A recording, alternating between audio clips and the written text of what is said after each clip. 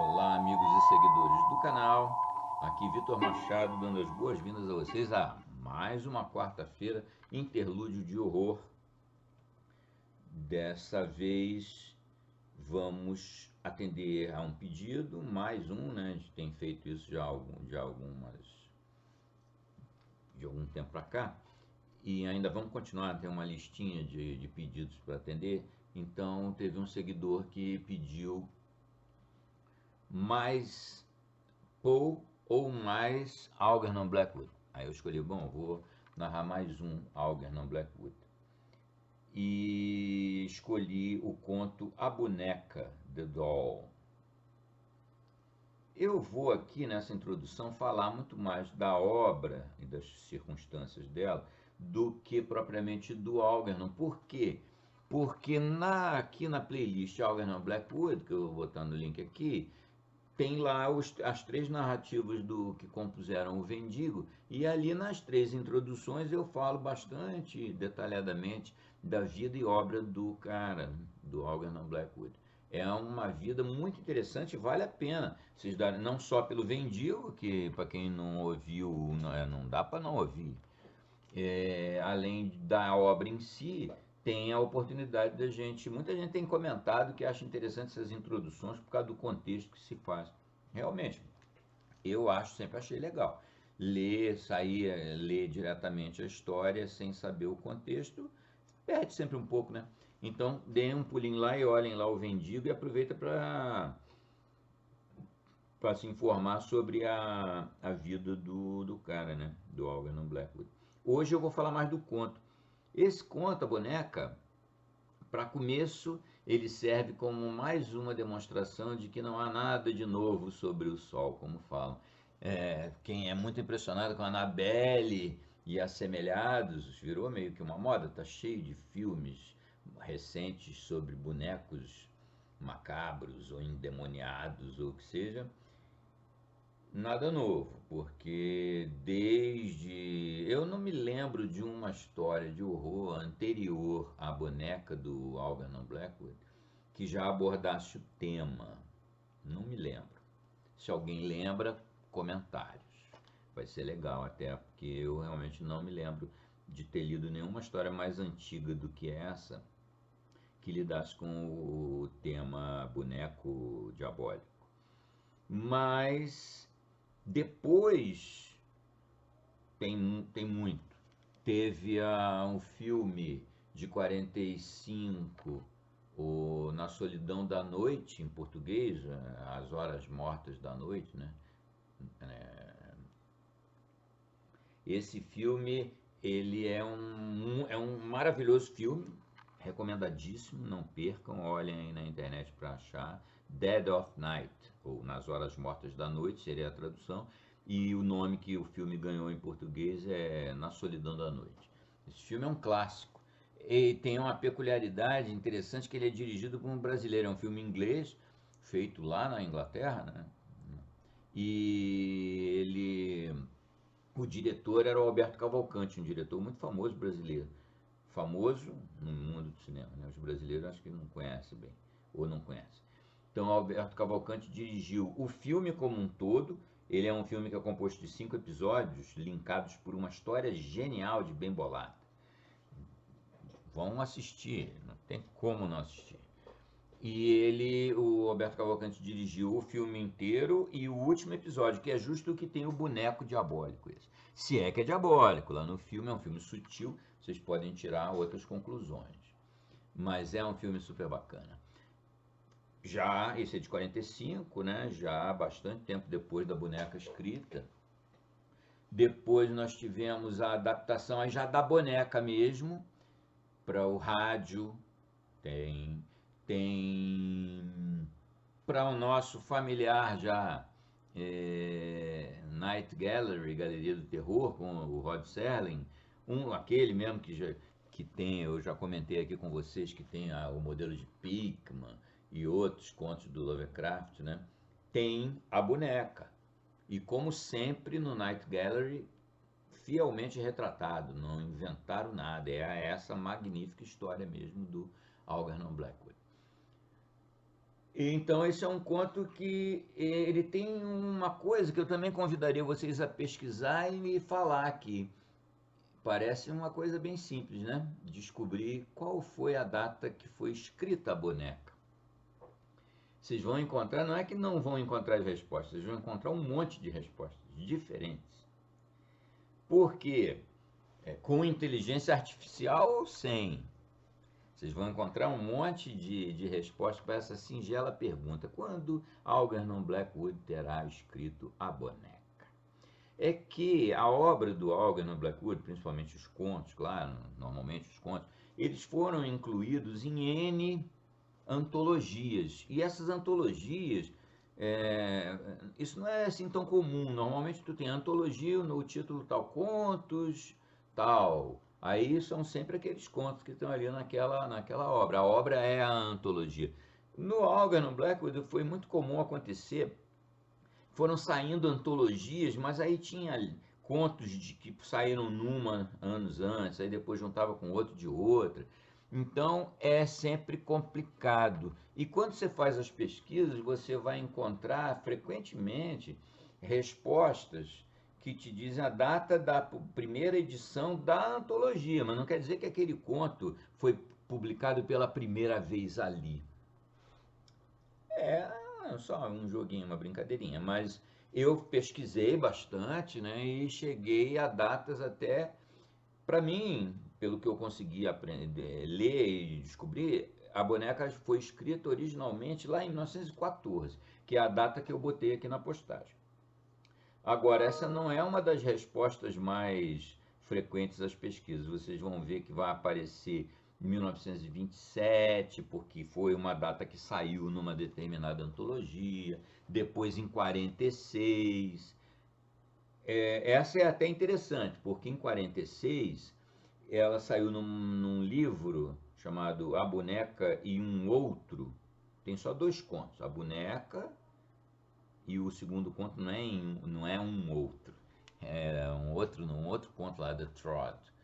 Não sei por que botaram esse título, A Boneca e um Outro. Acho que é para destacar a boneca e um outro conto. O livro tem esses dois contos. E esse livro tem uma coisa interessante para nós aqui, da comunidade Lovecraft, de alguma forma, né? Que esse livro foi publicado pela Arkham House, aquela manjada que publicou tudo que o Lovecraft escreveu. Então saiu em 46 também. Nunca tinha tido uma versão em português, saiu bem recente agora, 2000 e qualquer coisa, saiu um livro chamado A Casa Vazia. E na Casa Vazia, um dos contos do livro é A Boneca. Mais confusão, porque tem uma antologia antiga do Algernon Blackwood, The Empty House, A Casa Vazia. Só que não é a mesma que saiu agora. Continuam fazendo aquele embaralhamento de contos do Algernon Blackwood. Cada hora que sai uma antologia de contos, o conteúdo é diferente do outro. O conteúdo é diferente do outro. Então tem esse aspecto aí, mas não, assim, o importante é que o conto é super bacana, é a primeira manifestação escrita desse tema boneco demoníaco, até que eu me lembre de outro mais antigo, ou que vocês me lembrem aqui, né? Então é isso aí. Mais um vídeo para a nossa playlist Algernon Blackwood. Fatalmente vocês vão gostar. Tem um diferencial que as duas já apareceram narrando algo nas radiofonizações, tem aqui nesse link aqui do Teatro de Terror. É divertido vocês darem uma olhadinha lá, porque ali aparecem vozes mais diferentes. Duas que são as minhas filhas, a Vitória e a Bárbara, aparecem nesse aqui, na boneca, fazendo papéis. A Bárbara, que é pequenininha, fez o papel da dona da boneca, a menina que ganha a boneca. E a outra mais velha fez o papel da governanta. Então tem essa peculiaridade aí. Ambas sem alteração da voz, né? Os demais papéis eu faço eles todos com alteração de voz. Então essa é uma curiosidade, não é narrador convidado, porque elas duas moram aqui, mas eu acho, né, pelo menos o pai, coruja é sempre assim, acho que deu uma graça extra para essa postagem aí. Eu espero que vocês concordem e gostem também, né? Vamos lá de boneca.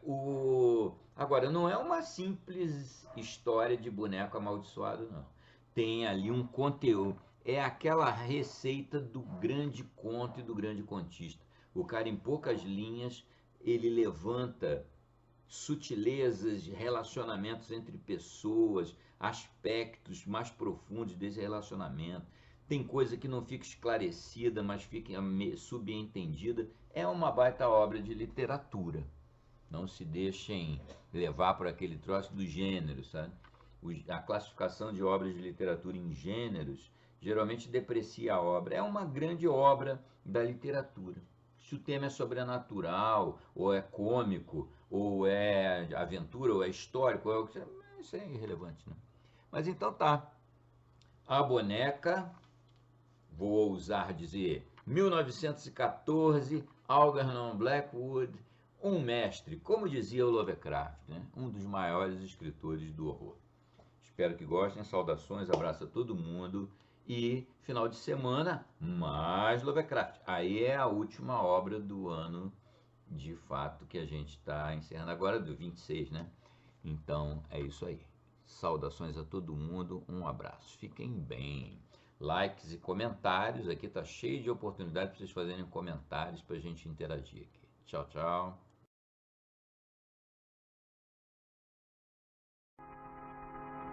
A Boneca, 1914, Algernon Blackwood. Algumas noites são meramente escuras, outras são escuras numa forma sugestiva, como se algo sinistro, misterioso fosse acontecer.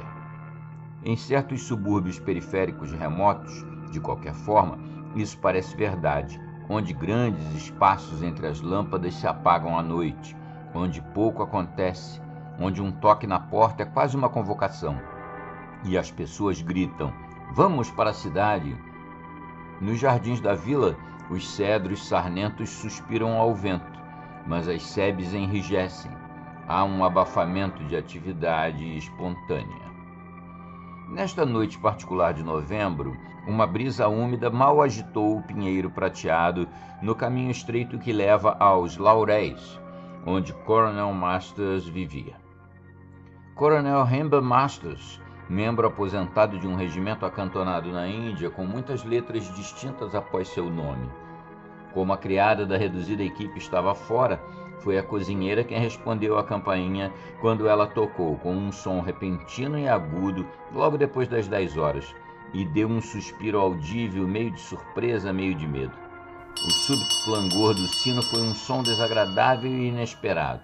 Mônica, a adorada, mas algo negligenciada filha do coronel, estava dormindo no andar de cima.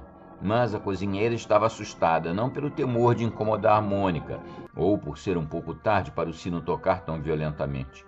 Ela estava com medo, porque quando ela abriu a porta para deixar a chuva fina entrar, ela viu um homem negro parado na escada.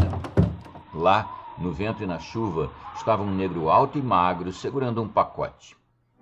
De pele escura de qualquer forma, ele era, ela refletiu depois. Seja negro, hindu ou árabe, a palavra negro descrevendo qualquer homem que não fosse realmente branco. Vestindo uma capa de chuva amarela manchada e chapéu de abas largas, sujo e parecendo um demônio, valha-me Deus, ele empurrou o pequeno pacote para ela fora da escuridão, à luz do corredor, refletindo o vermelho em seus olhos brilhantes. Para o Coronel Masters, ele sussurrou rapidamente. É especialmente para seu próprio toque e de mais ninguém. E ele se dissolveu na noite com seu estranho sotaque estrangeiro, seus olhos de fogo e sua desagradável voz sussurrante. Ele se foi, engolido pelo vento e pela chuva. Mas eu vi seus olhos, jurou a cozinheira na manhã seguinte para a governanta. Seus olhos de fogo e seu semblante desagradável, suas mãos negras e dedos longos e finos, e suas unhas de um rosa brilhante. E ele olhou para mim. Se você sabe o que quero dizer, ele parecia com a morte.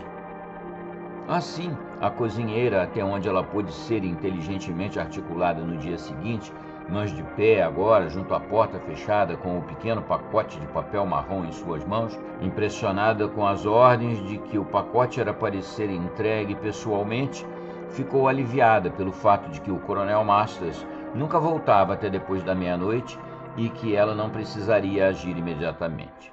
A reflexão trouxe um certo conforto, que restaurou um pouco sua equanimidade enquanto ela ainda estivesse lá, segurando o pacote cautelosamente em suas mãos sujas, relutantes, hesitantes, inquietas. Um pacote, mesmo trazido por um misterioso e sombrio estranho, não era em si assustador, mas com certeza ela se sentia assustada. O instinto e a superstição funcionaram, talvez. O vento, a chuva, o fato de estar sozinha em casa, o negro inesperado, tudo isso também contribuiu para seu desconforto. Uma vaga sensação de horror a tocou. Seu sangue irlandês despertou sonhos antigos, de modo que ela começou a tremer um pouco, como se o pacote contivesse algo vivo, explosivo, venenoso, profano, quase como se movesse, e com os dedos afrouxando o aperto, o pacote caiu. Caiu no chão de ladrilhos com um estalo estranho e agudo, mas ficou imóvel. Ela o observou de perto, cautelosamente, mas, graças a Deus, ele não se mexeu. Um embrulho inerte de papel pardo, trazido por um menino de recados à luz do dia, poderia ter sido mantimentos, tabaco, até mesmo uma camisa remendada. Ela espiou e mexeu, tendo aquele claque agudo e intrigado. Então, depois de alguns minutos, lembrando-se de seu dever, ela o pegou cautelosamente, mesmo enquanto tremia. Era para ser entregue para o toque pessoal do coronel. Ela se decidiu, resolvendo colocar o pacote em sua mesa e para contar a ele sobre isso pela manhã. Só o Coronel Masters, com aqueles anos misteriosos no Oriente atrás de si, seu temperamento e suas ordens tirânicas, não era fácil de abordar diretamente, na melhor das hipóteses. De manhã, menos ainda. A cozinheira deixou por isso mesmo, isto é, ela deixou o pacote na mesa dele no estúdio, mas deixou de fora todas as explicações sobre sua chegada. Ela decidiu ser vaga sobre tais detalhes sem importância, pois a Sra. O'Reilly tinha medo do Coronel Masters e apenas seu amor declarado por Mônica a fez acreditar que ele era bastante humano. Ele a pagava bem, sim, e às vezes ele sorria, e ele era um lindo homem, apesar de um pouco escuro demais para sua fantasia. Mas ele também deu a ela um elogio ocasional sobre seu curry, e isso a acalmou por um momento. Eles combinavam um com o outro, de qualquer forma, e ela ficou roubando-o confortavelmente, embora com cautela. Não é bom, ela assegurou à governanta no dia seguinte. O que com aquele toque pessoal em suas mãos e mais ninguém. E os olhos daquele homem negro e aquele estalo quando saiu das minhas mãos e caiu no chão. Não é bom, nem para nós, nem para ninguém. Nenhum homem tão negro quanto ele significa estrelas da sorte para ninguém. Um pacote de fato com aqueles olhos do diabo. E o que você fez com ele? Perguntou a criada. A cozinheira a olhou de cima a baixo. Coloquei no fogo, claro. Ela respondeu. No fogão, se você quiser saber exatamente. Foi a vez da criada olhar a cozinheira de cima a baixo. Eu não acho, ela comentou. A cozinheira refletiu, provavelmente porque não encontrou algo para responder. Bem, ela bufou. Sabe o que eu acho? Não sabe. Então eu vou te dizer. Era algo de que o mestre tem medo. Isso é o que era. Ele tem medo de alguma coisa. Desde que estou aqui eu sei disso. E foi isso mesmo. Ele fez algo errado para alguém na Índia há muito tempo. E aquele negro esguio trouxe o que está vindo para ele. E é por isso que eu digo que coloquei aquilo no fogão, viu? Ela abaixou a voz. Era um maldito ídolo. Ela sussurrou. Isso é o que era, aquele pacote. E ele, ora, ele é um maldito adorador secreto. E ela se benzeu. É por isso que eu disse que coloquei no fogão, viu? A criada olhou e engasgou. E você marque minhas palavras, jovem Jane. acrescentou a cozinheira, voltando-se para sua massa. E aí o assunto sumiu por um tempo, pois a cozinheira, sendo irlandesa, tinha mais risos do que lágrimas, e além de admitir para a empregada assustada que ela realmente não queimou o pacote, mas o deixou na mesa de estudo, ela quase esqueceu o incidente. De qualquer forma, não era seu trabalho atender a porta da frente. Ela entregou o pacote, sua consciência estava bastante limpa. Assim, ninguém marcou suas palavras, aparentemente porque nada aconteceu depois, como é comum em remotos subúrbios. Mônica, em seus jogos solitários, estava feliz, e o Coronel Masters, tirânico e sombrio como sempre. O vento úmido do inverno soprou através do pinheiro prateado. A chuva batia na janela em arco e ninguém chamou. Isso durante uma semana. Muito tempo no subúrbio monótono. Mas, de repente, numa manhã, o Coronel Masters tocou a campainha de seu escritório e, estando a criada lá em cima, foi a cozinheira quem atendeu. Ele segurava um pacote de papel pardo nas mãos, meio aberto, o barbante pendurado. Encontrei isto na minha mesa. Eu não estive no meu quarto por uma semana. Quem o trouxe?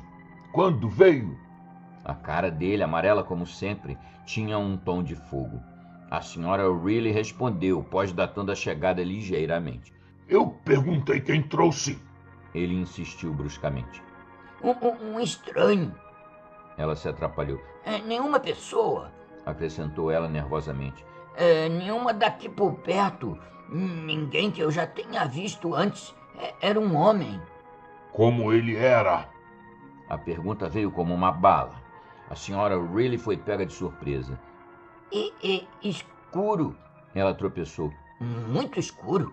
Acrescentou ela. Se eu vi direito, apenas ele veio e se foi tão rápido que eu não vi bem seu rosto e... Alguma mensagem? O coronel a interrompeu. Ela hesitou. Não houve resposta. Ela começou, lembrando-se ocasiões anteriores. Qualquer mensagem. Eu perguntei a você. Ele trovejou. Nenhuma mensagem, senhor. Absolutamente nenhuma. E ele se foi antes que eu pudesse pegar seu nome e endereço, senhor. Mas acho que era uma espécie de homem negro. Ou pode ter sido a escuridão da noite. Eu não conseguiria dizer, senhor. Em mais um minuto ela teria começado a chorar ou caído no chão desmaiado. Tal era o terror que sentia do patrão, especialmente quando ela estava mentindo. O coronel, porém, salvou-a dos dois desastres, estendendo abruptamente o pacote meio aberto para ela. Ele não a interrogou nem a xingou como ela esperava. Ele falou com a brevidade que traía raiva e ansiedade, quase lhe pareceu angústia. Leve-o e queime-o. Ele ordenou com sua voz marcial, passando-o em suas mãos estendidas. Queime. Ele repetiu. Ou jogue a maldita coisa fora. Ele quase atirou o pacote nela como se não quisesse tocá-lo. Se o homem voltar, ele ordenou com uma voz de aço, diga a ele que foi destruído e também que não chegou até mim. Colocando uma ênfase tremenda no final das palavras. Você entende? Ele quase atirou o pacote nela novamente. Sim, senhor. Exatamente, senhor. E ela se virou e tropeçou para fora, segurando o pacote cuidadosamente em seus braços, ao invés de em suas mãos e dedos, como se contivesse algo que pudesse morder ou picar. No entanto, seu medo de alguma forma diminuiu, pois se ele, Coronel Masters, poderia tratar o pacote com tanto desdém, por que ela deveria sentir medo disso? E uma vez sozinha em sua cozinha, entre seus deuses domésticos, ela o abriu. Retirando os grossos embrulhos de papel, ela começou a mexer no pacote e, para seu espanto bastante desapontado, ela se viu olhando para nada além de uma linda boneca de rosto de cera, que poderia ser comprada em qualquer loja de brinquedos por 1,06 shillings. Uma boneca comum e barata. Sua face era pálida, branca, inexpressiva, seus cabelos louros estavam sujos. Suas minúsculas e mal-formadas mãos e dedos permaneciam imóveis a seu lado. Sua boca fechada, embora de alguma forma sorrindo, sem dentes visíveis. Seus cílios ridículos parecendo uma escova de dentes gasta. Sua apresentação numa saia frágil, desprezível, inofensiva, até feia. Uma boneca, ela riu para si mesma. Todo o medo então se evaporou. Meu Deus, ela pensou, o mestre deve ter uma consciência como o chão da gaiola de um papagaio. E pior que isso. Ela estava com muito medo dele para desprezá-lo. Seu sentimento era provavelmente mais como pena. De qualquer forma, Ela refletiu. ele tinha o ânimo muito ruim. Era outra coisa que ele esperava, não uma boneca de meio centavo. Seu coração quente sentiu quase pena dele. Em vez de jogar fora a maldita coisa ou queimá-la, no entanto, por ser uma boneca muito bonita, ela a presenteou a Mônica. E Mônica, tendo poucos brinquedos novos, adorou a boneca instantaneamente, prometendo fielmente, como gravemente advertido pela senhora O'Reilly, que ela nunca deixaria seu pai saber que a tinha. O pai dela, o coronel Henry Masters, era, ao que parece, o que se chama um homem desiludido, um homem cujo destino o obrigou a viver num ambiente que detestava, provavelmente desapontado com sua carreira, possivelmente apaixonado também por Mônica, uma adorável criança, sem dúvida, e limitada por sua pensão para enfrentar condições diárias que ele detestava. Ele era um sujeito silencioso e amargo, não mais do que isso, e não tão detestado na vizinhança quanto incompreendido. Conhecido como um homem sombrio, de rosto escuro e enrugado, de maneiras silenciosas. No entanto, escuro nos subúrbios significava misterioso, e silenciosa convidava a fantasia feminina a preencher o vácuo. É o franco homem de cabelos cor de milho que atrai simpatia e comentários generosos.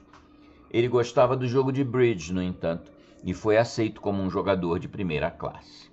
Assim ele saía todas as noites e raramente voltava antes da meia-noite. Ele era bem-vindo entre os jogadores, evidentemente, e o fato de ter uma filha adorável em casa suavizava o quadro desse homem misterioso. Mônica, embora raramente vista, era considerada pelas mulheres do bairro, e seja qual for a sua origem, diziam as fofocas, ele a ama. Para Mônica, enquanto isso, em sua vida um tanto sem brincadeiras e sem brinquedos, a boneca, seu novo tesouro, era ouro. O fato é que era um presente secreto de seu pai, além de seu valor. Muitos outros os presentes chegaram a ela assim. Ela não pensou nisto, apenas que ele nunca havia dado a ela uma boneca antes, e isso significava êxtase. Nunca ela trairia seu prazer e deleite. Deveria permanecer um segredo dela e dele, e isso a fez amá-la ainda mais. Ela também amava o pai.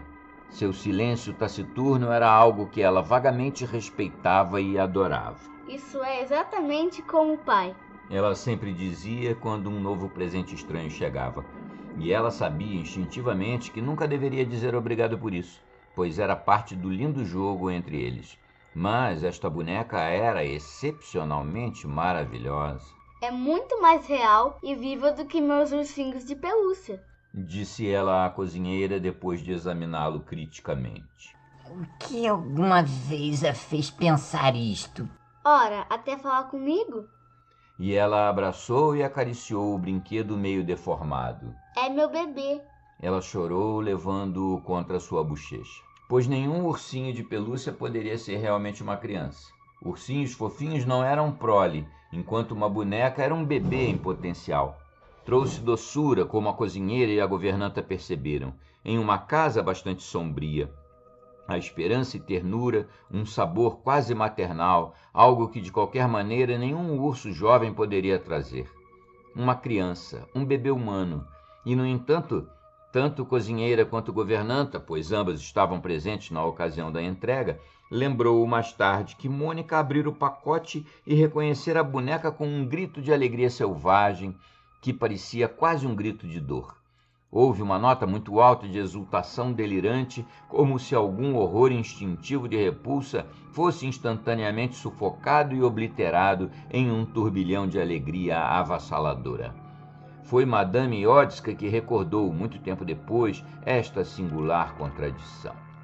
Eu lembro que ela gritava um pouco, agora que você está perguntando, admitiu a senhora O'Reilly mais tarde, embora naquele momento tudo o que ela disse foi: Oh, adorável, querida, não é um animal de estimação.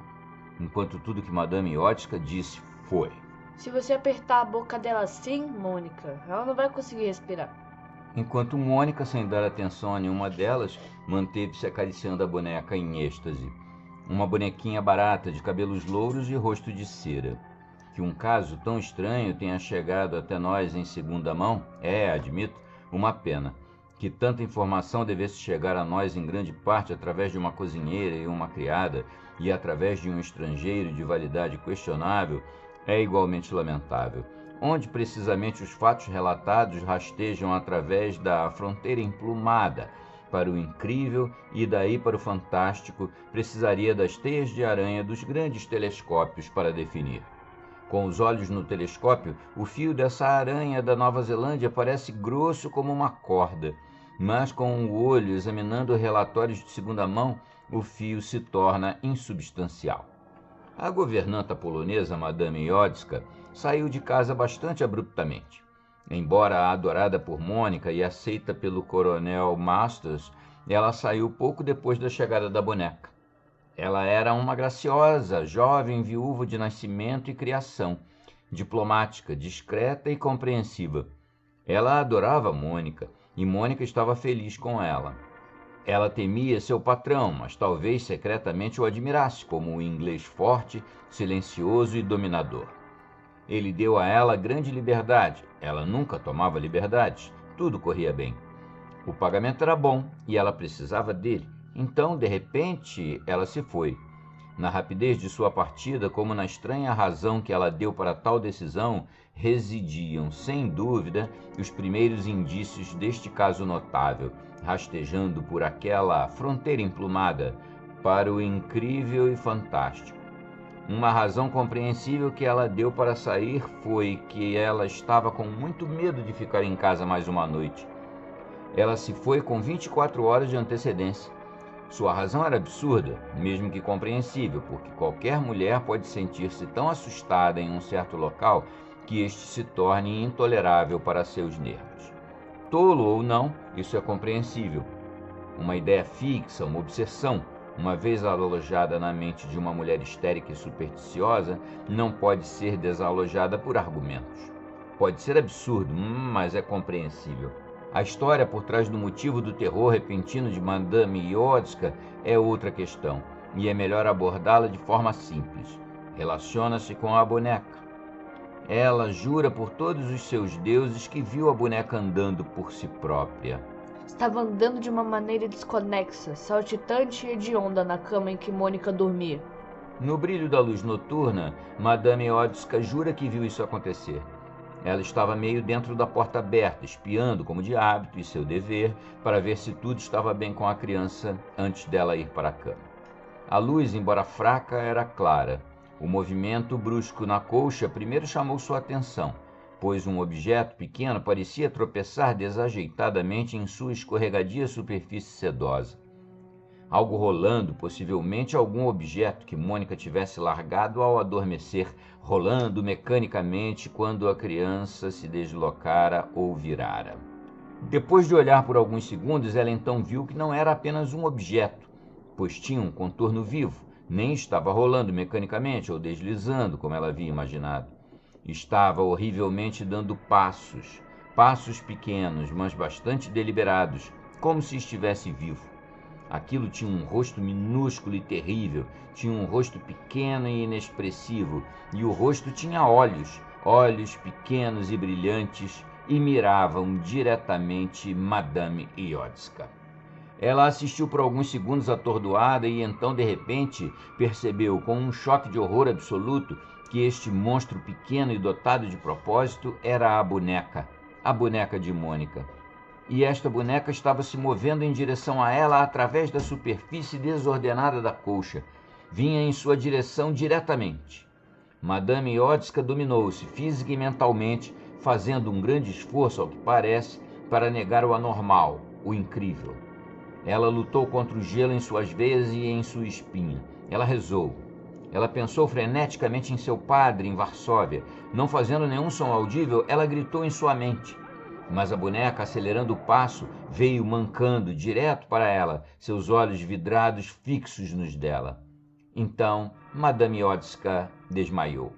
Que ela era, de certa forma, uma mulher notável com um senso de valores, fica claro pelo fato dela ter percebido que essa história não se sustentaria, pois ela a confidenciou apenas à cozinheira em sussurros cautelosos, enquanto contava a seu empregador uma história mais sustentável sobre uma morte da família que a obrigava a voltar correndo para Varsóvia. Nem houve a menor tentativa de mascarar o assunto, pois ao recuperar consciência, ela recuperou sua coragem e fez uma coisa notável. Ela se obrigou a investigar. Auxiliada e fortalecida por sua religião, ela se obrigou a fazer um exame. Ela havia entrado na sala na ponta dos pés e se assegurou de que Mônica estava dormindo tranquilamente e que a boneca estava deitada imóvel na metade da colcha. Ela olhou longa e concentradamente para a coisa. Seus olhos sem pálpebras, emoldurados por terrivelmente ridículos cílios pretos, estavam fixados no espaço. Sua expressão não era tão inocente como estúpida, idiota, uma máscara de morte que imitava toscamente uma pretensão de vida, onde a vida nunca poderia estar. Não era feia apenas, era revoltante. Madame Iodska, no entanto, fez mais do que estudar esse rosto com concentração, pois, com coragem admirável, ela se forçou a tocar o pequeno terror. Ela realmente o pegou. Sua fé, sua profunda convicção religiosa negou a antiga evidência de seus sentidos. Ela não tinha visto movimento. Foi incrível, impossível. A culpa jazia em algum lugar dentro de si mesma. Essa persuasão, de qualquer forma, durou o suficiente para permitir que ela tocasse o repulsivo brinquedinho, o pegasse e o levantasse. Ela o colocou firmemente na mesa, perto da cama, entre o vaso de flores e o abajur, onde ficou deitado de costas, indefeso, inocente, porém horrível. E só então, com as pernas trêmulas, ela saiu do quarto e subiu para sua própria cama. Que os dedos dela permanecessem gelados até que finalmente ela adormecesse pode ser explicado, é claro, muito fácil e naturalmente, sem necessidade de nenhum exame. Imaginário ou real deve ter sido, não obstante, um espetáculo horripilante. Um objeto mecânico de uma fábrica andando como uma coisa viva e com um propósito. Ele possuía o toque do pesadelo. Para Madame Iodska, protegida desde a juventude por rígidos princípios, foi um choque. E um choque abala. A visão esmagou tudo o que ela conhecia como possível e real. O fluxo de seu sangue foi interrompido, congelou. Então o terror alcançou seu coração. Seu mecanismo normal falhou e ela desmaiou. E o desmaio parecia um resultado natural. Sim, o choque daquela loucura lhe deu coragem para agir. Ela amava Mônica, independentemente de qualquer consideração de dever.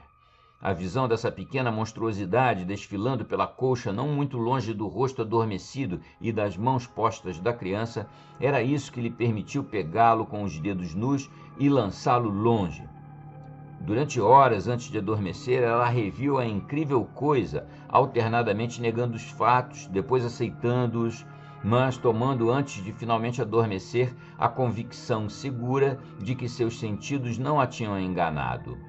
Parece pouco provável, de fato, que em um tribunal se pudesse avançar contra seu caráter, por confiabilidade, por sinceridade, contra a lógica de seu relato detalhado. Sinto muito, disse o coronel Masters calmamente, referindo-se ao seu alegado luto. Ele olhou inquisitivamente para ela. E Mônica vai sentir sua falta, acrescentou com um de seus raros sorrisos. Ela precisa de você.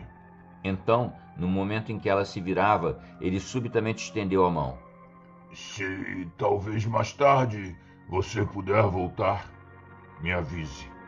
Sua influência é tão útil e boa. Ela murmurou alguma frase como uma promessa, mas saiu com uma estranha e profunda impressão de que não era meramente, não principalmente, talvez, que fosse Mônica que precisasse dela. Ela desejou que ele não tivesse usado exatamente aquelas palavras. Um sentimento de vergonha pairava sobre ela, quase como se ela estivesse fugindo do dever, ou pelo menos de uma chance de ajudar, que Deus tinha colocado em seu caminho. Sua influência é tão boa.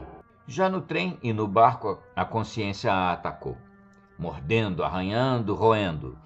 Ela havia abandonado uma criança que amava, uma criança que precisava dela, porque ela estava morrendo de medo. Não, essa foi uma declaração unilateral. Ela havia saído de casa porque o demônio havia chegado. Não, isso era apenas parcialmente verdade.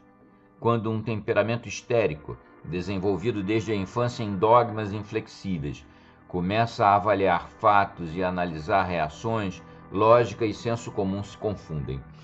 Pensamento conduzido numa direção e emoção em outra, uma conclusão honesta surgiu em sua mente. Ir para Varsóvia, para um padrasto, um general aposentado que não tinha lugar para ela e que não a receberia bem, era uma perspectiva depreciativa para esta jovem viúva que havia conseguido um emprego para escapar de suas atividades vulgares, para agora voltar de mãos vazias. No entanto, talvez fosse mais fácil enfrentar uma raiva egoísta do patrão do que ir e contar ao coronel Masters o motivo real pelo qual deixara o serviço. Sua consciência também estava perturbada de outra forma, quando pensamentos e memórias recuaram e detalhes meio esquecidos emergiam. Aquelas manchas de sangue, por exemplo, mencionadas pela senhora O'Reilly, a supersticiosa cozinheira irlandesa. Ela tinha como regra ignorar os tolos contos de fadas da senhora O'Reilly, mas agora ela se lembrou, de repente, daquelas discussões ridículas sobre a lista de lavanderia e as observações tolas que a cozinheira e a criada faziam. Mas a boneca não tem tinta, eu te digo. É tudo serragem, cera e esterco, disse a criada. Conheço tinta vermelha quando eu vejo, e isso não é tinta, é sangue. E a senhora O'Reilly mais tarde. Mãe de Deus, outra bolha vermelha. Ela está mordendo suas unhas, e esse não é o meu trabalho.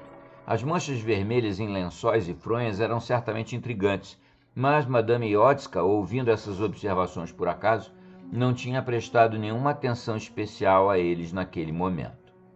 Listas de lavanderia dificilmente eram assuntos dela. Esses servos ridículos. E ainda agora, no trem, essas manchas vermelhas, fossem tinta ou sangue, rastejaram de volta para perturbá-la. Outra coisa estranhamente também a incomodava, o sentimento mal definido que estava abandonando um homem que precisava de ajuda. Ajuda que ela poderia dar. Era muito vago para colocar em palavras. Foi baseado em suas observações de que a influência dela era boa, talvez. Ela não poderia dizer.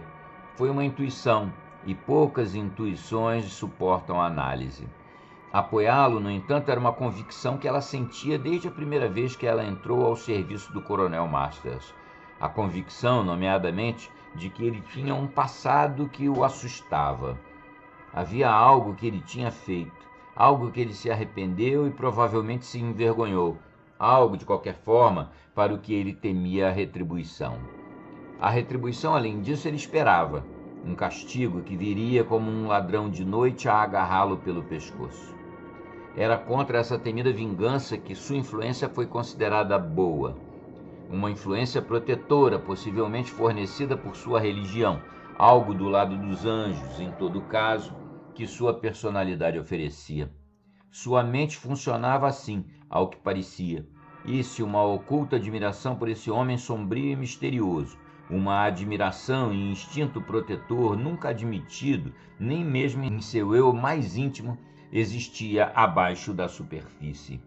Escondida, mas urgente, permanecia um segredo de seu próprio coração. Foi naturalmente e de acordo com a natureza humana, de qualquer forma, que depois de algumas semanas de comportamento ultrajante de seu padrasto em casa, bem como sua crueldade, ela decidiu voltar. Ela rezou para seus deuses incessantemente. Ela também achava opressiva a sensação de dever negligenciado e a falta de autorrespeito. Ela voltou para a vila suburbana desprovida de alma. Foi compreensível, bem como as boas-vindas de Mônica, o alívio e o prazer do coronel Masters ainda mais. Expressou-se este último em cortês mensagem apenas, redigida com tato, como se ela tivesse apenas saído para uma breve necessidade, pois demorou alguns dias antes que ela realmente o visse para falar com ele. Da cozinheira e da criada, as boas-vindas foram loquazes e inquietantes. Não havia mais manchas vermelhas inexplicáveis, mas houve outros acontecimentos inexplicáveis ainda mais angustiantes. Ela sentiu muito a sua falta, disse a senhora O'Reilly. Embora ela tenha encontrado outra coisa para mantê-la quieta, se você gosta de colocar desta forma. E ela fez então o sinal da cruz. A boneca? Perguntou Madame Iodska com um começo de horror, forçando-se a ir direto ao ponto, bem como forçando-se a falar levemente, casualmente. É isso, madame, a maldita boneca. A governanta tinha ouvido o estranho adjetivo muitas vezes já, mas não sabia se deveria tomá-lo figurativamente ou não. Ela escolheu a última opção. Sangue? Ela perguntou em voz baixa. O corpo da cozinheira deu um solavanco estranho. Bem, ela explicou. Eu me referia mais sobre o jeito que aquilo se move, como uma coisa de carne e osso, se você me entende. E o jeito que ela trata e brinca com aquilo. E sua voz, embora alta, ocultava um sussurro de medo. Ela segurava seus braços diante dela de uma maneira protetora, como formando um escudo, parecendo desejar afastar uma agressão. Arranhões não provam nada, interveio a criada desdenhosamente. Você quer dizer... perguntou Madame Iodska gravemente. Que é um caso de dano a alguém? Ela reprimiu um suspiro involuntário, mas não prestou atenção à interrupção da empregada.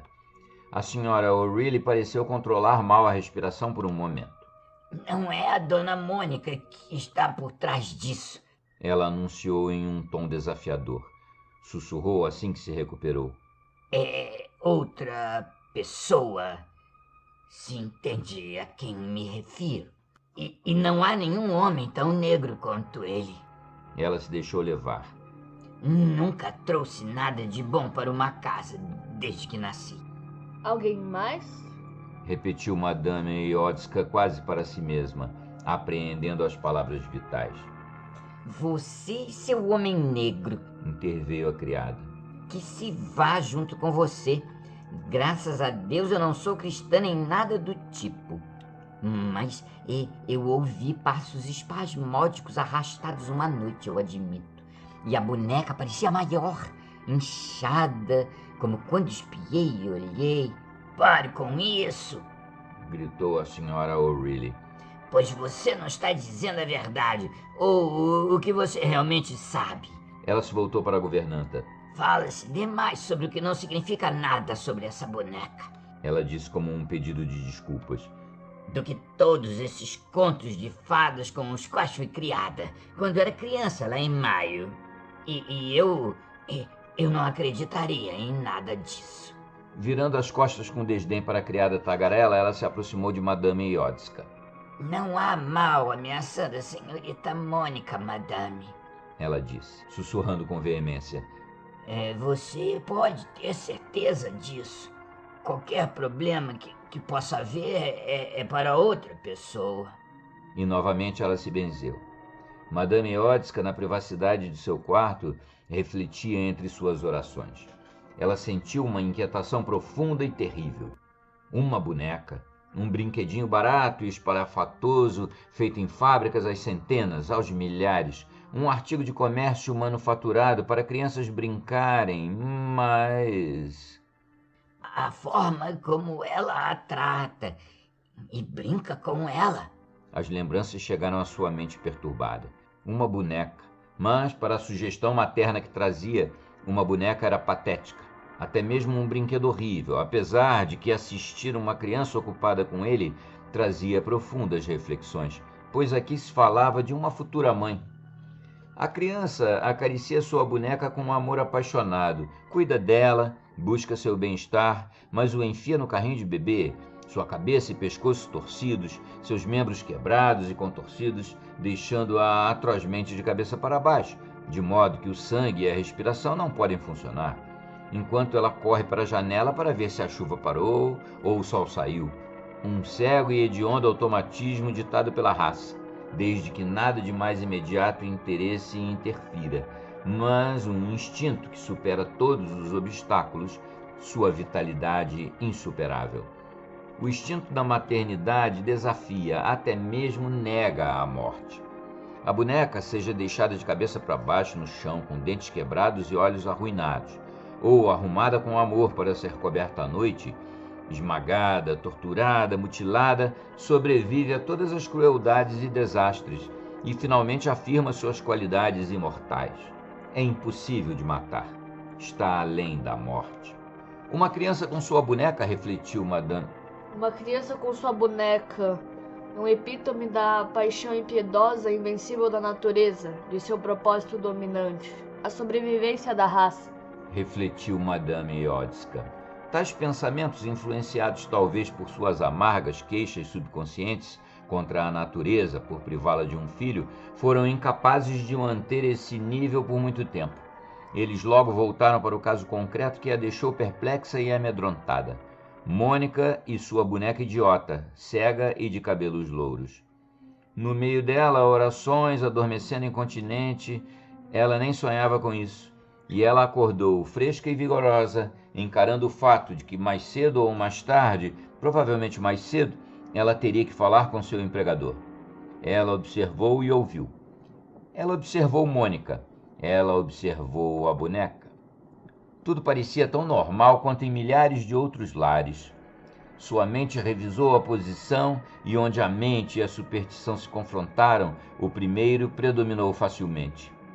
Durante sua noite de folga, curtiu o cinema local, saindo do prédio aquecido com a convicção de que as fantasias coloridas embotavam as faculdades e que a vida cotidiana era em si mesmo prosaica.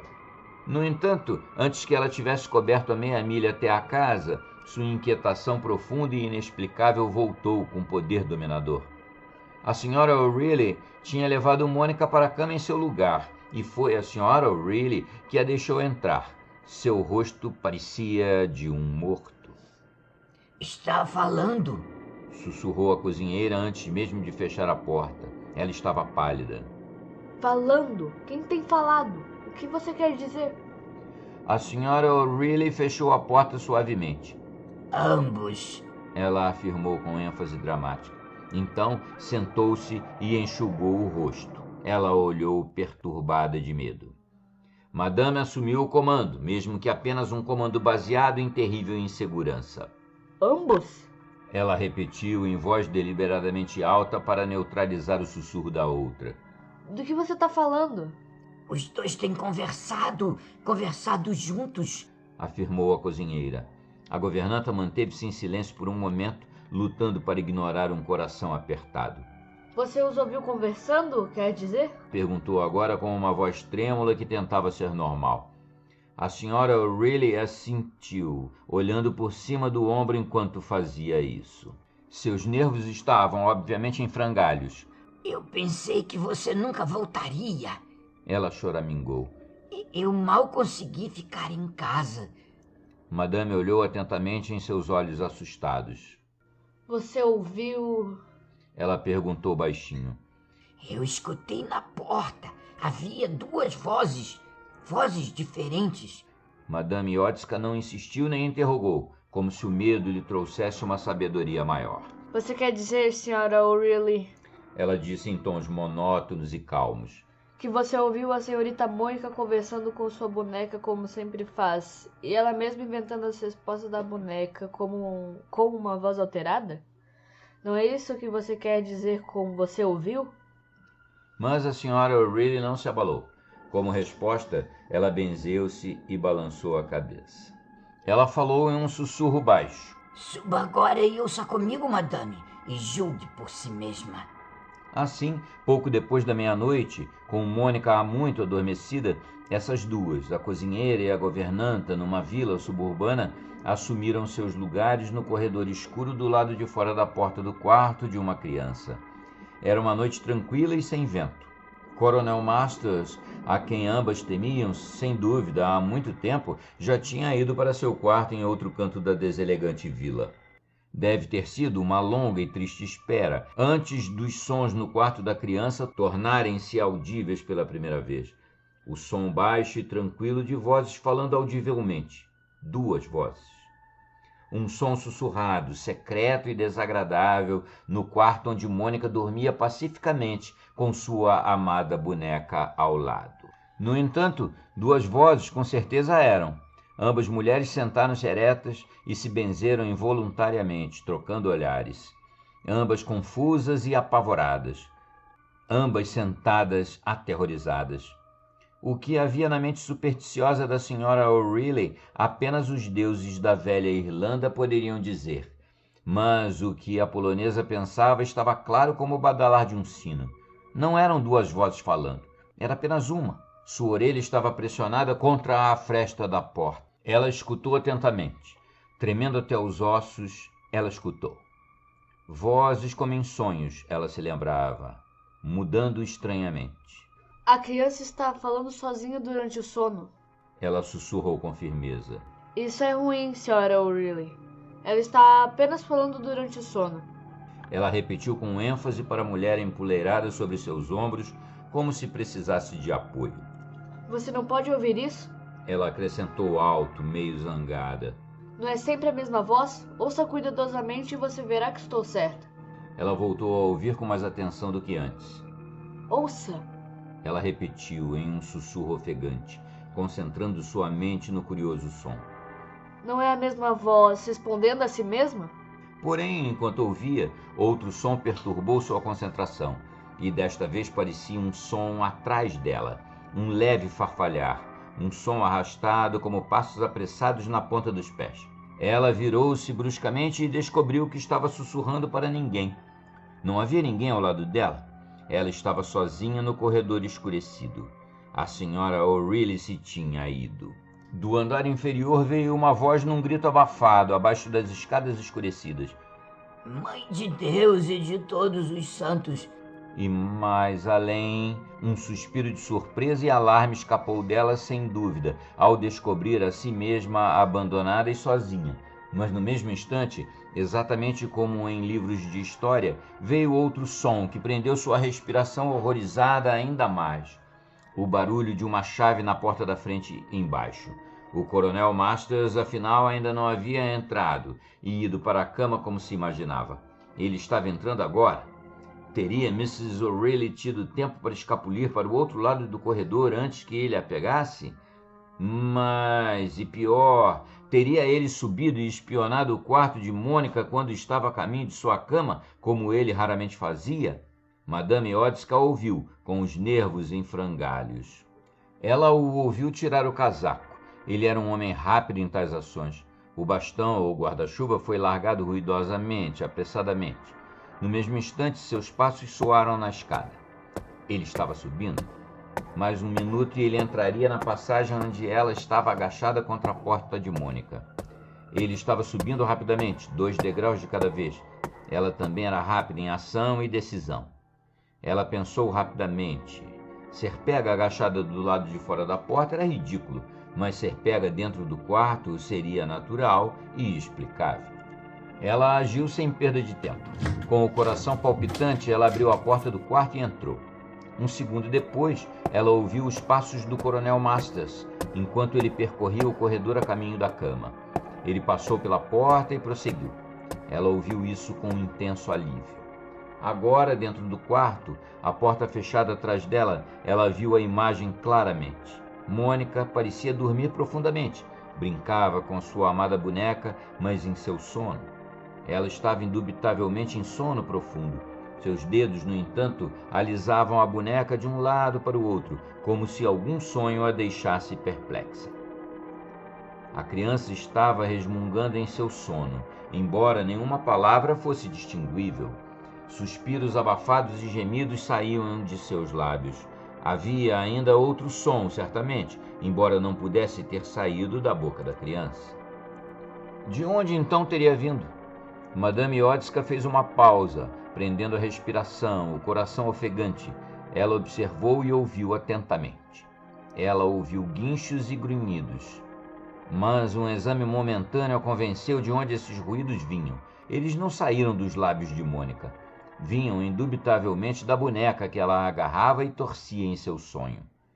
As articulações, conforme Mônica as torcia, emitiam sons estranhos, como se a serragem dos joelhos e cotovelos chiassem em resposta à fricção não natural.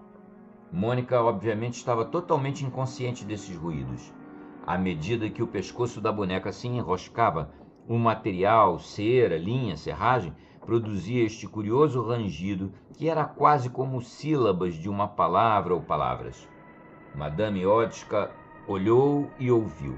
Ela sentiu um frio gelado. Buscando uma explicação natural, ela não encontrou nenhuma. Oração e terror correram por ela desordenadamente. Sua pele começou a suar. Então, de repente, Mônica, sua expressão pacífica e composta, revirou-se durante o sono, e a terrível boneca, libertada do abraço, caiu de lado na cama e permaneceu, aparentemente sem vida e inerte. Nesse momento, para a incredulidade de Madame Iodska e seus horrorizados ouvidos, aquilo continuou a guinchar e falar, os sons vindos da sua própria boca.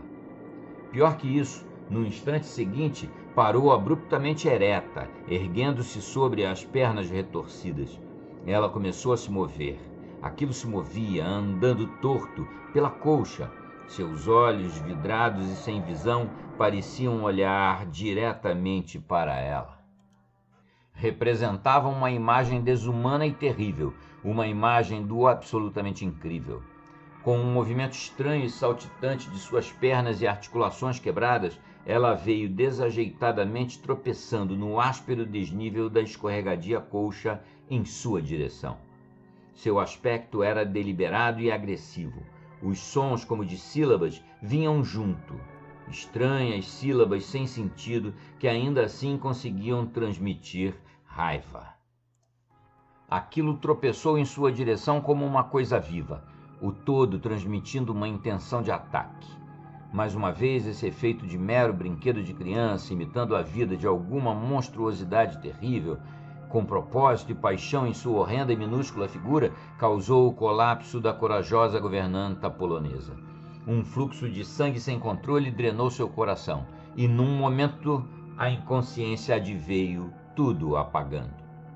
Desta vez, no entanto, o momento de negra inconsciência passou instantaneamente. Veio e se foi, quase como um momento de esquecimento na paixão. Apaixonante certamente foi, pois a reação veio a ela como uma tempestade. Com a consciência recuperada, uma raiva repentina invadiu seu coração de mulher. Talvez a raiva de um covarde, uma fúria exagerada contra a sua própria fraqueza? Serviu de qualquer forma para ajudá-la. Ela cambaleou, prendeu a respiração, agarrou-se violentamente no armário a seu lado e recuperou seu autocontrole. Uma fúria de ressentimento queimou através dela. Fúria contra esta exibição totalmente incrível de uma boneca de cera andando e grasnando como se fosse algo inteligente e vivo, e que pudesse proferir sílabas. Sílabas, ela estava convencida, em uma língua que ela não conhecia. Se o monstruoso pode paralisar, pode afrontar também. A visão e o som deste brinquedo barato de fábrica, se comportando com vontade e coração próprios, a levou a um ato de violência que se tornou imperativo, pois era mais do que ela podia suportar. Irresistivelmente, ela avançou. Ela se lançou contra ele, com sua única arma disponível, o sapato de salto alto que seu pé soltou naquele instante, determinada a esmagar a aparição assustadora em pedaços, aniquilá-la. Histérica, sem dúvida, estava ela naquele momento, mas ainda lógica. Aquele horror profano devia ser apagado da existência visível. Essa única coisa a obcecava, destruir aquilo além de toda possibilidade de sobrevivência. Devia ser esmagada em fragmentos, em pó. Elas ficaram juntas, cara a cara, os olhos vidrados mirando os seus. Sua mão erguida para infligir a destruição que desejava, mas a mão não se abateu. Uma dor pungente, aguda como a mordida de uma serpente, dardejou de repente através de seus dedos, pulso e braço. Seu aperto foi quebrado. O sapato girou de lado pela sala e à luz bruxuleante da vela pareceu-lhe que toda a sala estremecia. Paralisada e impotente, ela permaneceu totalmente horrorizada. Que deuses ou santos poderiam ajudá-la? Nenhum. Apenas sua própria vontade poderia socorrê-la.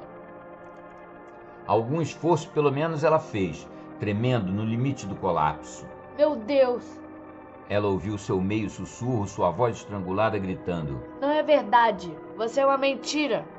Meu Deus te nega. Eu invoco meu Deus. Então, para seu maior horror, a terrível bonequinha moveu um braço quebrado. Gritou de volta para ela como se em resposta definitiva. As estranhas sílabas desconexas que ela não conseguiu entender, como se estivesse em outra língua. No mesmo instante, aquilo desmoronou abruptamente na colcha como um balão de brinquedo que tivesse sido perfurado. Aquilo desabou em uma bagunça mutilada diante de seus olhos. E Mônica, o que acrescentou um toque de horror, mexeu-se inquieta em seu sono, virando-se e estendendo as mãos como uma cega, procurando por algo que havia perdido. E esta visão da inocente criança adormecida, tateando instintivamente em direção a algo incompreensivelmente maligno e perigoso que a atraiu, provou-se novamente forte demais para que a polonesa pudesse controlar. A escuridão interveio uma segunda vez. Foi, sem dúvida, um borrão na memória que se seguiu, uma emoção supersticiosa provando ser forte demais para o bom senso lidar. Ela apenas removeu ações violentas e irracionais de sua mente, antes que readquirisse uma consciência mais clara em seu próprio quarto, rezando de joelhos contra sua própria cama. O período de trânsito no corredor e no andar de cima permaneceu em branco. No entanto, seu sapato ainda estava com ela, apertado com força em sua mão. E ela lembrou também de ter agarrado uma boneca de cera inerte, com dedos frenéticos, de ter esmagado e amassado sua estrutura horrível até a serragem sair jorrando de suas juntas quebradas e de ter mutilado seu corpo minúsculo além do reconhecimento, se não de tê-lo aniquilado. Então lembrou-se de tê-la enfiado impiedosamente em uma mesa, longe do alcance de Mônica, deitada pacificamente no sono mais profundo. Ela se lembrou de tudo isso. Ela também viu claramente a imagem do pequeno monstro deitado de cabeça para baixo, grosseiramente desarrumado, numa atitude obscena na desordem de seu vestido fino e membros expostos. Deitada imóvel, seus olhos tortos brilhando, imóvel, mas viva ainda. Viva ainda com um intenso e maligno propósito. Nenhuma duração ou intensidade de oração poderia obliterar aquela imagem. Ela sabia agora que uma conversa cara a cara com seu empregador era essencial. Sua consciência, sua paz de espírito, sua sanidade, seu senso de dever, tudo exigia isso. Deliberadamente, e ela tinha certeza, com razão, ela nunca havia arriscado uma palavra com a criança. O perigo estava ali, o perigo de enfatizar algo na mente da criança que era melhor deixar ignorado. Mas com o coronel Masters, que pagava por seus serviços, acreditava em sua integridade, confiava nela, com ele deveria haver uma explicação imediata. Uma entrevista era absurdamente difícil. Em primeiro lugar, porque ele detestava e evitava tais ocasiões. Em segundo lugar, porque ele era tão extremamente impermeável à aproximação, sendo raramente visível de alguma forma. À noite ele chegava tarde em casa. De manhã ninguém ousava chegar perto dele. Ele esperava que o pequeno círculo familiar, uma vez que sua rotina fosse estabelecida, esta seria executada por si mesma. O único habitante que ousava enfrentá-lo era a Sra. O'Reilly, que periodicamente, uma vez a cada 6 meses, caminhava direto para seu escritório, fazia relatórios, recebia uma adição em seu salário e então o deixava sozinho por mais 6 meses. Madame Iotska, conhecendo seus hábitos, interceptou-o no corredor na manhã seguinte, enquanto Mônica estava deitada antes do almoço, como de costume.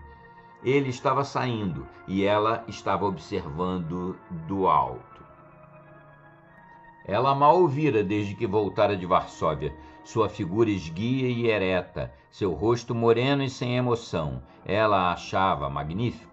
Ele era a expressão perfeita do soldado.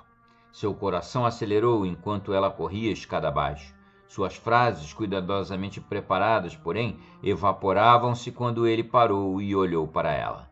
Uma confusão de palavras selvagens saindo dela em um inglês confuso, em seu lugar.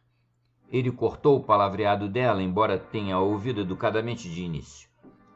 Estou tão feliz que você tenha podido voltar para nós.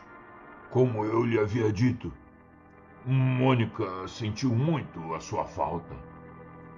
Ela tem algo com o qual ela brinca agora. A mesma coisa. Ele interrompeu. Sem dúvida, o tipo de brinquedo que ela precisa. Seu excelente julgamento. Por favor, me diga se há qualquer outra coisa em que você pense. E ele se virou como se fosse sair. Mas eu não entendi. É horrível, horrível. O Coronel Masters soltou uma de suas raras risadas. É claro, todos os brinquedos das crianças são horríveis.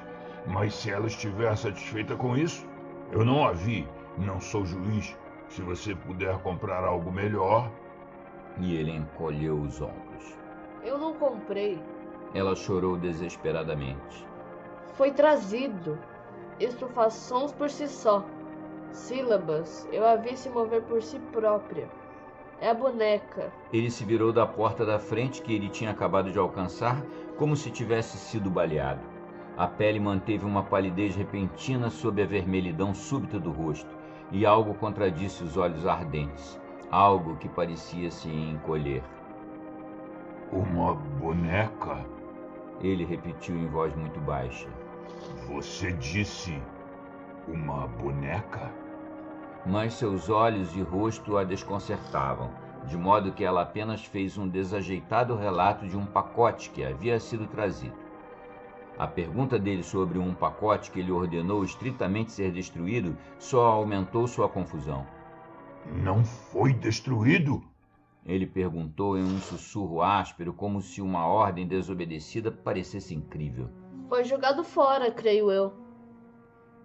Ela prevaricou, incapaz de encará-lo, ansiosa para proteger a cozinheira também. Acho que a Mônica talvez tenha encontrado.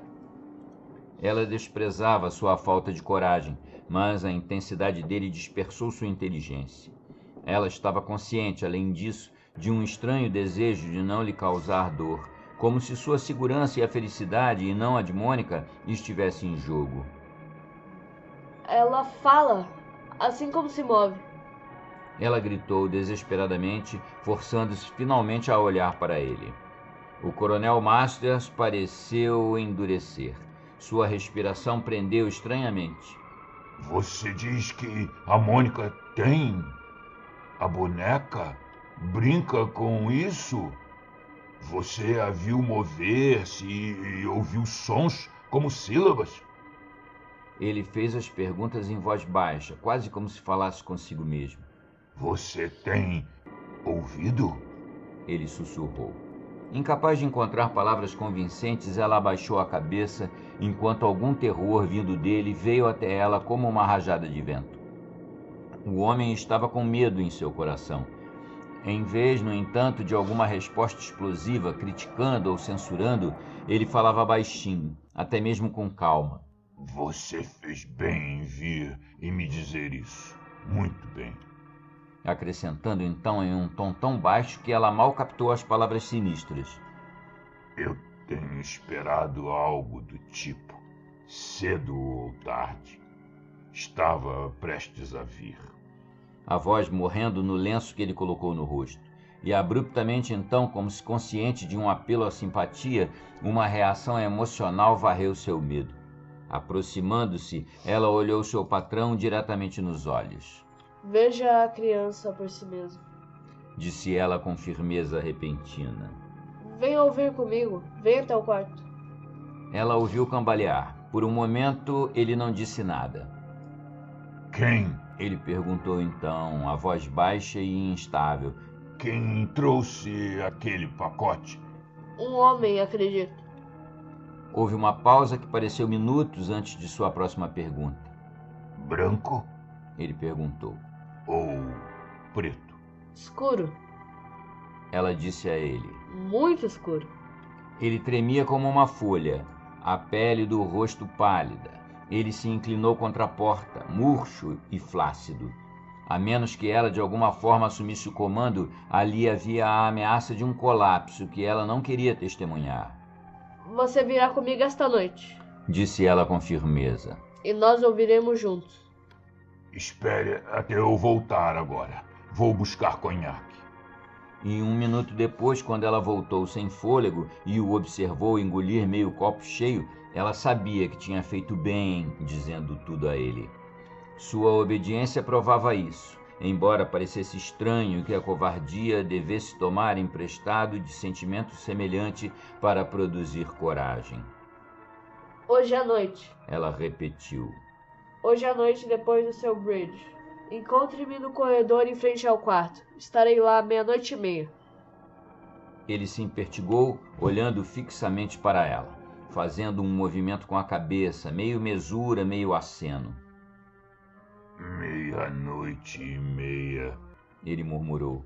Na passagem fora da porta do quarto. E usando sua bengala fortemente, ele abriu a porta e se afastou. Ela o observou partir, ciente de que seu medo havia mudado para pena, ciente também de que ela observava o andar trôpego de um homem com a consciência pesada demais para conhecer um momento de paz, assustado demais até para pensar em Deus. Madame Jodska manteve o compromisso. Ela não tinha jantado, mas tinha ficado em seu quarto orando. Ela primeiro colocou Mônica na cama. Minha boneca? Implorou a criança, boa como ouro, depois de ser aconchegada. Preciso da minha boneca, senão nunca vou conseguir dormir. E Madame Jodska a trouxe com dedos relutantes, colocando-a na mesa de cabeceira ao lado da cama. Ela vai dormir confortavelmente aqui, Mônica, querida. Por que não deixá-la fora dos lençóis? Fora cuidadosamente remendada, ela percebeu, remendada com alfinetes e pontos. A criança agarrou-a. Eu a quero na cama ao meu lado, bem junto de mim.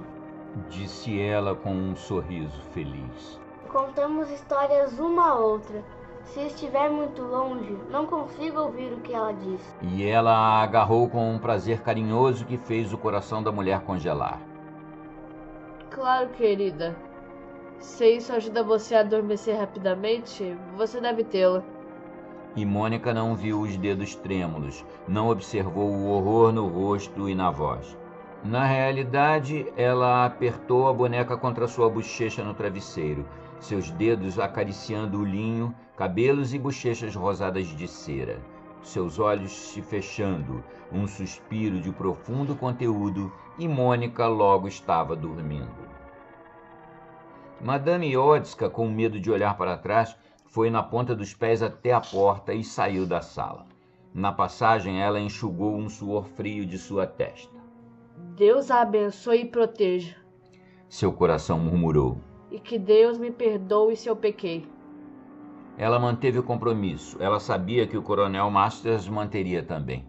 Foi uma longa espera das 8 horas até depois da 00:30. Com grande determinação, ela se manteve longe da porta do quarto, temendo ouvir algum som que exigisse ação da parte dela. Ela foi para o quarto e ficou lá. Mas rezar a exauria, pois tanto a excitava quanto a atraía.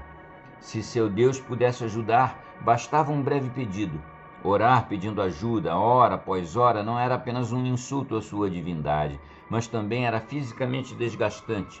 Ela parou, portanto, e leu algumas páginas de um santo polonês que ela não entendeu. Mais tarde, ela caiu em um estado de sonolência nervosa e horrorizada. No seu devido tempo, ela dormiu. Um barulho a acordou, passos passando suavemente pela porta. Uma olhadela e seu relógio marcava 11 horas. Os passos, embora furtivos, eram familiares. A senhora O'Reilly estava subindo para a cama. Os sons morreram. Madame Jodska, um pouco envergonhada, mesmo sem saber porquê, voltou para seu santo polonês, mas determinada a manter-se de ouvidos abertos. Depois, dormiu novamente. O que a acordou pela segunda vez, ela não saberia dizer. Ela se assustou. Escutou. A noite estava desagradavelmente quieta, a casa silenciosa como uma sepultura. Nenhum tráfego ocasional passou, nenhum vento agitou a sombria folhagem. O mundo lá fora estava silencioso. E então, Quando ela viu pelo relógio que passavam alguns minutos da meia-noite, um clique agudo tornou-se audível, que agiu como um tiro de pistola para seus nervos à flor da pele. Era a porta da frente se fechando suavemente. Passos seguiram pelo corredor abaixo. Depois, subiram as escadas de forma instável. O Coronel Masters havia entrado. Ele estava subindo lentamente, relutantemente, ela sentiu, para manter o compromisso. Madame Iotska levantou-se da cadeira, olhou no espelho, murmurou uma rápida oração confusa e abriu a porta para a passagem escura. Ela enrijeceu física e mentalmente. Agora ele vai ouvir e talvez ver por si mesmo. Ela pensou. E Deus o ajude. Ela avançou ao longo da passagem e chegou à porta do quarto de Mônica, ouvindo com tanta atenção que parecia ouvir apenas o confuso murmúrio contínuo de seu sangue. Tendo chegado ao local designado, ela ficou imóvel e esperou enquanto seus passos se aproximavam. Um momento depois, sua silhueta bloqueou a passagem, mostrada como uma sombra escura pela luz no corredor abaixo. Essa silhueta aproximou-se e foi direto até ela. Ela acreditou e disse: Boa noite. E ele murmurou algo. Eu disse que viria. Maldito absurdo. Ou palavras semelhantes. Então o casal ficou lado a lado no silêncio escuro do corredor, distante do resto da casa, esperando sem mais palavras. Eles ficaram ombro a ombro do lado de fora da porta do quarto de Mônica. O coração dela batia acelerado. Ela ouviu sua respiração. Veio um sopro de álcool, de ranço de fumaça de tabaco. Seu contorno parecia deslocar-se contra a parede instável. Ele moveu seus pés, e uma onda repentina e extraordinária de emoção a invadiu. Metade de anseio materno protetor, metade quase de desejo sexual. De modo que, por um instante, ela desejou tomá-lo em seus braços e beijá-lo selvagemmente, e ao mesmo tempo protegê-lo de algum perigo terrível a que sua ignorância contundente o expôs. Com repulsa, pena e um senso de pecado e paixão, ela reconheceu essa estranha fraqueza repentina em si mesma, mas o rosto do padre de Varsóvia passou por sua mente confusa no instante seguinte. Havia maldade no ar. Isso significava o diabo. Ela sentiu-se tremendo terrivelmente, tremendo nos sapatos, perdendo o equilíbrio, todo o corpo se inclinando, mas inclinando-se na direção dele. Um momento mais e ela deve ter caído em sua direção, caído em seus braços. Um som quebrou o silêncio e ela parou bem a tempo. Isto veio de além da porta, de dentro do quarto. Ouça! Ela sussurrou, com a mão no braço dele, e enquanto ele não fez nenhum movimento, não falou nenhuma palavra, ela viu sua cabeça e ombros abaixarem-se em direção ao painel da porta fechada. Havia um barulho do outro lado da porta. Havia ruídos. A voz de Mônica distintamente reconhecível. Outro som mais leve e estridente a acompanhava, a interrompendo, respondendo a ela. Duas vozes. Ouça! Ela repetiu em um sussurro quase inaudível e sentiu o aperto dele com tanta força que a machucou. Nenhuma palavra foi distinguível a princípio, apenas essas estranhas palavras, sons quebrados de duas vozes separadas, naquele corredor escuro, casa silenciosa. A voz de uma criança e a outra um som estranho, apagado, dificilmente um som humano, mas ainda assim uma voz. Que le bon Dieu. Ela começou, então vacilou sem fôlego, pois ela viu o Coronel Masters abaixar-se de repente e fazer a última coisa que teria ocorrido a ela como provável. Ele colocou o olho para o buraco da fechadura e manteve-o lá firmemente, por quase um minuto, a mão dele ainda segurando a dela com firmeza. Ele se apoiou em um joelho para manter o equilíbrio. Os sons cessaram. Nenhum movimento agora se agitava dentro do quarto. A luz noturna, ela sabia, iria mostrar-lhe claramente os travesseiros da cama, a cabeça de Mônica, a boneca nos braços. O Coronel Masters deveria ver claramente tudo o que houvesse para ver, e ele ainda assim não deu nenhum sinal de que via algo. Ela experimentou uma sensação estranha por alguns segundos, quase como se ela tivesse talvez imaginado tudo e assim provasse ser uma consumada idiota e histérica. Por alguns segundos, esse pensamento medonho passou por ela, o estranho silêncio enfatizando isso. Afinal, ela seria apenas uma louca? Todos os seus sentidos a enganaram? Por que ele não via nada, não fazia nenhum sinal? Por que as vozes cessaram? Nenhum murmúrio de qualquer espécie era audível na sala. Então, o Coronel Masters, de repente, soltando a mão dela, arrastou-se em ambos os pés e ficou em pé, enquanto no mesmo instante ela mesma endureceu, tentando se preparar para o desprezo raivoso, o abuso desdenhoso que ele estaria prestes a derramar sobre ela. Protegendo-se contra esse ataque, esperando-o, ela ficou ainda mais surpresa com o que ela ouviu. Eu vi. Veio em um sussurro estrangulado. Eu a vi andar. Ela ficou paralisada. Está me observando. Acrescentou quase inaudível. A mim? A repulsa do sentimento a princípio a deixou sem palavras. Foi o puro terror em seu sussurro estrangulado que restaurou em alguma medida seu autocontrole. No entanto, foi ele quem encontrou as palavras primeiro. Terríveis palavras sussurradas, ditas para si mesmo, aparentemente, mais do que para ela. É o que eu sempre temi. Eu sabia que isso aconteceria algum dia, mas não assim, não desta forma.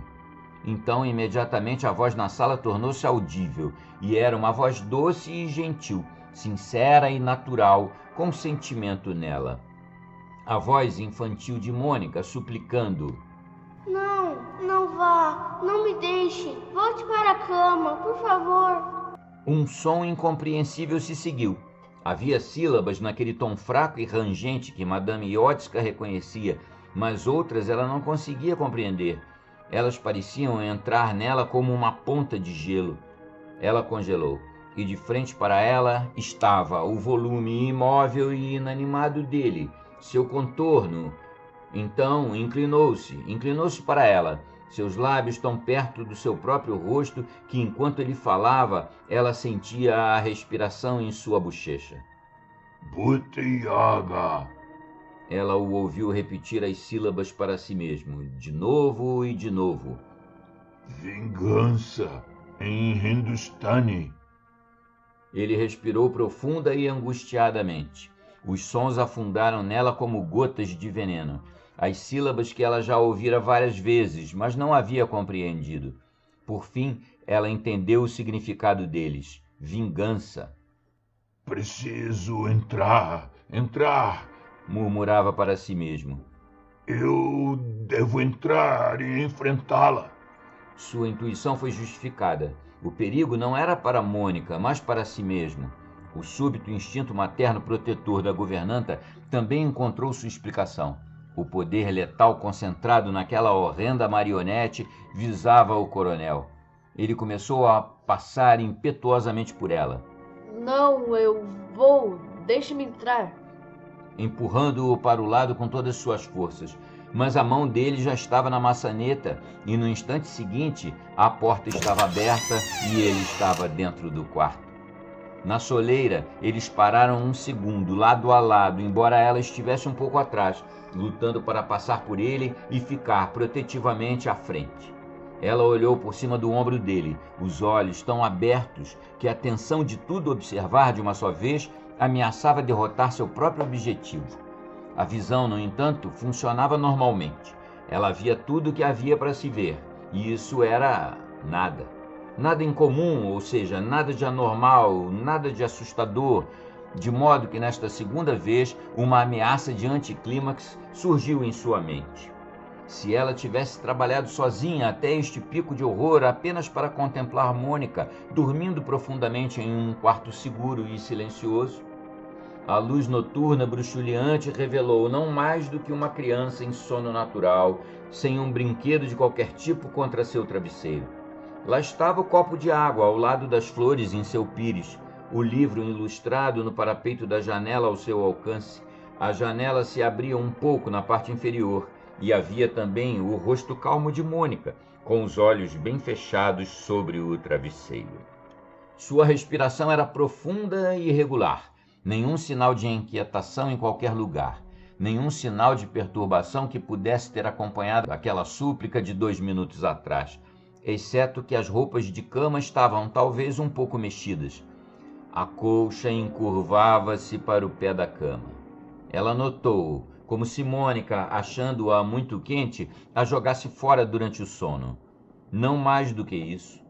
Nesse primeiro momento, o coronel Masters e a governanta perceberam toda essa bela imagem completa. O quarto estava tão quieto que a respiração da criança era distintamente audível. Seus olhos percorreram tudo. Nada estava em movimento. No entanto, no mesmo instante, Madame Iotska percebeu que havia sim movimento. Algo se mexera. A percepção veio, talvez através de sua pele, pois nenhum sentido o anunciava. Era inegável. Naquela sala quieta e silenciosa havia movimento em algum lugar. E nesse movimento mal percebido havia perigo.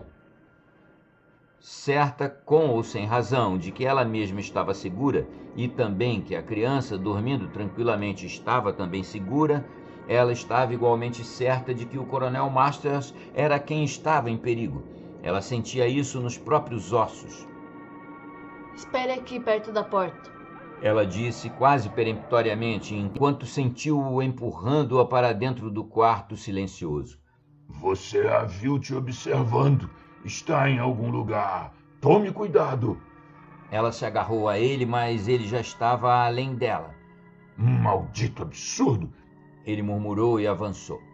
Nunca antes em toda sua vida ela admirou um homem mais do que nesse instante, quando o viu se movendo em direção ao que ela sabia ser um perigo físico e espiritual. Nunca antes e nunca depois uma visão tão hedionda e terrível se repetiria no rosto da mulher. Piedade e horror a afogaram em um mar de emoções fúteis e apaixonadas.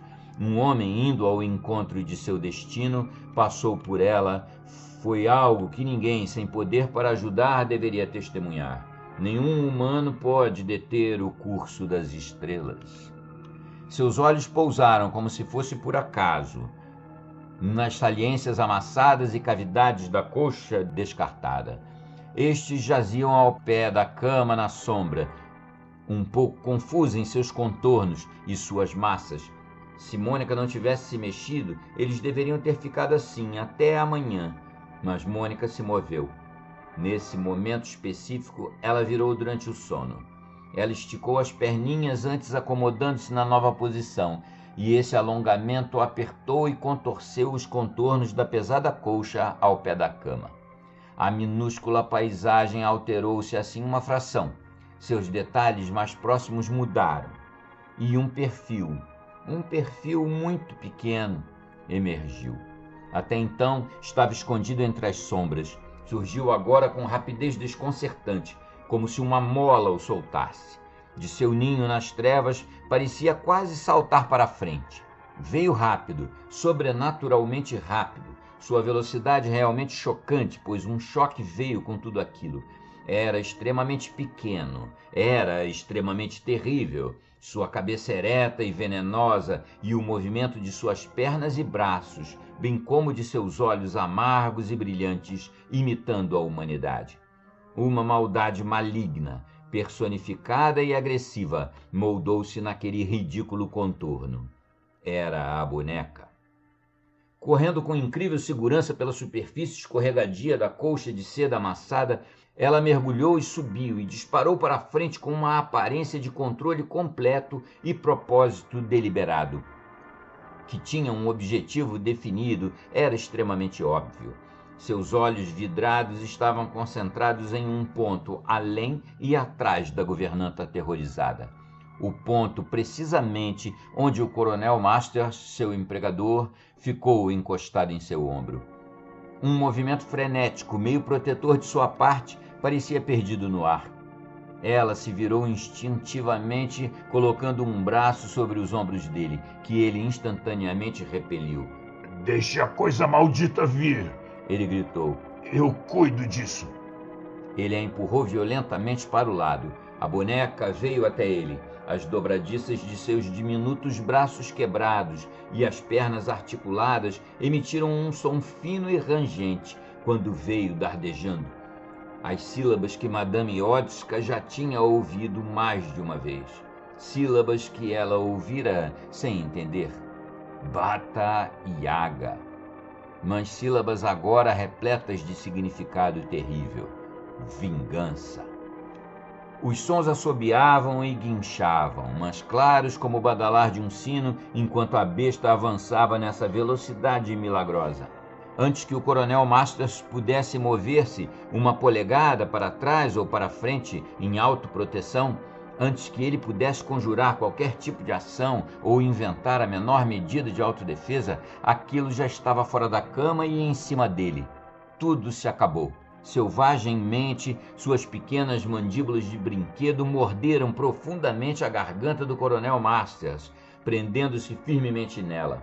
Num piscar de olhos, tudo aconteceu. Num piscar de olhos, tudo acabou. Na memória de Madame Iodska permaneceu como a impressão de um relâmpago, simultaneamente gravado em preto e branco. Tinha acontecido no presente como se não tivesse existido o passado. A impressão veio e se foi de novo. Suas faculdades, como depois de um relâmpago vívido, foram momentaneamente paralisadas, sem passado nem presente. Ela tinha testemunhado essas coisas horríveis, mas não as tinha de fato percebido. Foi esta falta de percepção que a deixou imóvel e muda. O Coronel Masters, por outro lado, ficou ao lado dela, em silêncio, como embora nada incomum tivesse acontecido. Totalmente dono de si mesmo, calmo, recolhido. No momento do ataque, nenhum som saiu de seus lábios. Não houvera nenhum gesto sequer de defesa. O que quer que tenha vindo, ele aparentemente aceitou. As palavras que agora caíram de seus lábios eram, portanto, ainda mais terríveis em sua terrível banalidade de senso comum. Não é melhor você colocar essa colcha um pouco mais reta, talvez? O bom senso, como sempre, permite que o gás da histeria escape. Madame Iodska engasgou, mas obedeceu. Automaticamente ela se moveu para atender ao comando, mas percebendo quando se moveu que ele sacudia algo de seu pescoço, como se fosse uma vespa, um mosquito ou algum inseto venenoso, estivesse tentando picá-lo. Ela lembrou não mais do que isso, pois ele, em sua calma, não havia dito mais nada. Atrapalhada com as dobras da coxa escorregadia, ela tentou endireitar-se, assustando-se ao descobrir que Mônica estava sentada na cama, acordada. Ô, Doshka, você aqui? A criança exclamou inocentemente, acordando e usando o apelido carinhoso. E papai também. Oh, meu Deus! Ajeitando sua cama, querida. Ela gaguejou, mal percebendo o que ela dissera. Ela murmurou algumas outras palavras automáticas. E papai com você. Repetiu a criança animadamente, ainda sonolenta, imaginando o que tudo aquilo significava. E ela estendeu seus braços. Esta breve troca de palavras, embora tenha demorado 1 minuto para descrever, ocorreu simultaneamente com a ação. E talvez 10 segundos ao todo, pois enquanto a governanta se atrapalhava com as cobertas, o Coronel Masters estava limpando algo de seu pescoço. Nada mais era audível, nada além de seu suspiro rápido e a súbita ingestão de ar. Mas outra coisa, ela jurou ao seu sacerdote de Varsóvia, era visível. Madame Iodska mantém perante todos os seus deuses que ela viu essa outra coisa. Em momentos de estresse paralisante, os sentidos não agem menos rapidamente, nem com menos precisão. Sua ação, ao contrário, é intensificada e agilizada. O mais demorado é o registro de seus relatórios. O cérebro entorpecido causa o atraso aparente. A percepção é retardada, Madame Iotska, assim, só percebeu depois de uma fração de segundo o que seus olhos tinham indubitavelmente testemunhado: um braço de pele escura inclinando-se pela janela aberta ao lado da cama e agarrando um pequeno objeto que jazia no chão, depois de tombar da garganta do Coronel Masters, então retirando-se novamente na velocidade da luz para a escuridão da noite lá fora. Ninguém além dela aparentemente tinha visto isso. Tinha sido quase sobrenaturalmente rápido. E agora você estará dormindo de novo em 2 minutos, sortuda Mônica. O Coronel Masters estava sussurrando ao lado da cama. Eu apenas espiei para ver se você estava bem. Sua voz era fina, terrivelmente sem som. Madame Iotska, contra a porta, congelada, apavorada, olhava e ouvia. Você está bem, papai? Certeza? Eu tive um sonho, mas agora se foi. Esplêndido. Nunca melhor na minha vida. Mas melhor ainda se eu a visse dormindo profundamente. Vamos. Vou apagar essa tola luz noturna, pois foi isso que te acordou. Tenho que fazê-lo. Ele apagou a luz e a criança apagou junto, esta última com um riso sonolento que então se calou. E o Coronel Masters andava na ponta dos pés para se juntar a Madame Iotska na porta. Muito alarido por nada. Ela o ouviu murmurar aquela mesma voz fina e terrível, e então, quando eles fecharam a porta e ficaram um momento na passagem escura, ele fez de repente uma coisa inesperada. Ele pegou a polonesa em seus braços, abraçou-a com força contra ele por um segundo, beijou-a com veemência e afastou-a de si. Seja louvada e obrigado, disse ele em voz baixa e zangada. Você fez o seu melhor. Você travou uma grande luta, mas recebi o que merecia. Eu esperei anos por isso. E ele desceu as escadas para seus próprios aposentos. No meio do caminho ele parou e olhou para cima, onde ela ficou contra o corrimão. Diga ao médico, ele sussurrou roucamente, que tomei um remédio para dormir. Uma overdose. E ele se foi. Isso foi, grosso modo, o que ela disse ao médico na manhã seguinte, quando uma chamada telefônica apressada o trouxe para a cama, onde um morto jazia, com a língua inchada e enegrecida.